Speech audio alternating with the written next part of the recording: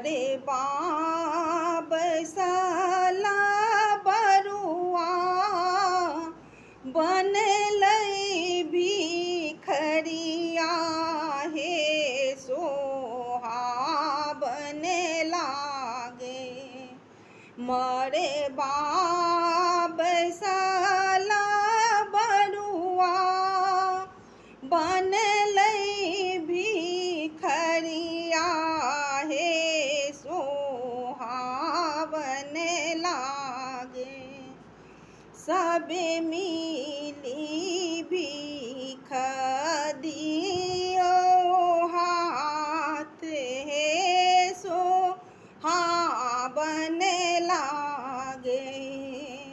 सब मिली भीख दियो हाथ हे सोहावन लागे। पहिला भीख लेने अमनी कलली हे सोहावन लागे। हाथ चांगेरा सोने माल हे सोहावन लागे। हाथ चांगेरा सोने माल हे सोहावन लागे।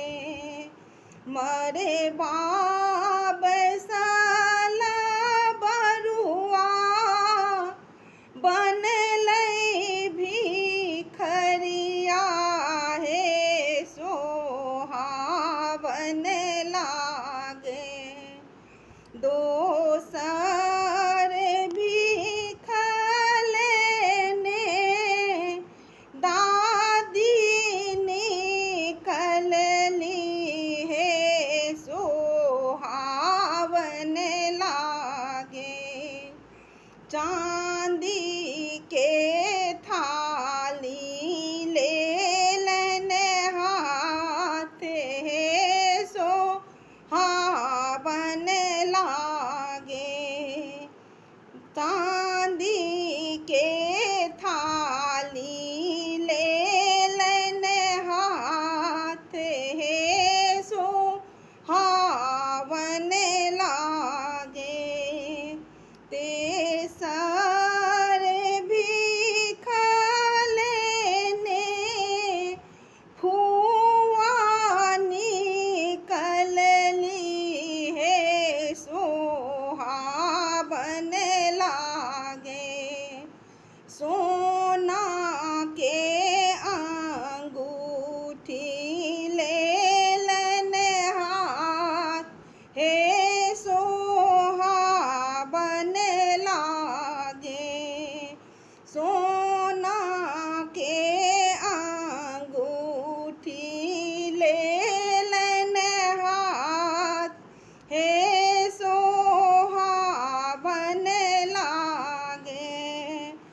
चारी में भीख लेने नानी निकलली हे सोहावन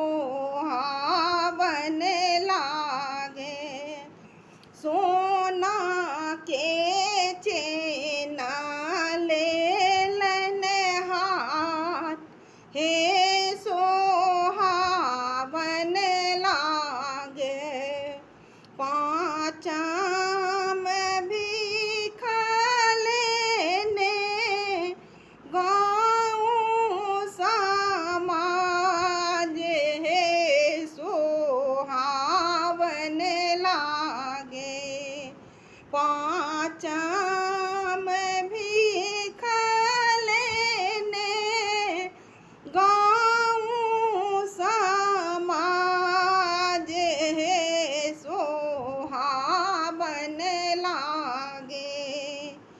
अंगना में उतरल चाँद हे सोहावन